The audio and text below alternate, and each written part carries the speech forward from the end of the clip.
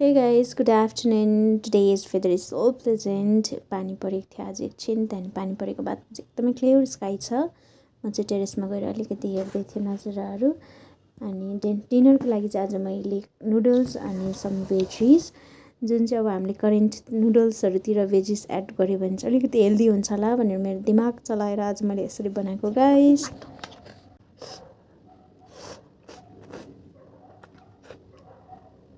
वाह मिठो बनाएछ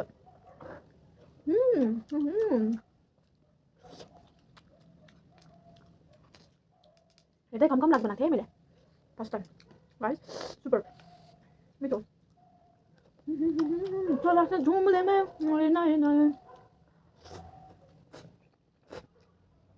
अलिकति सल्टी चाहिँ भएछ बट इट्स ओके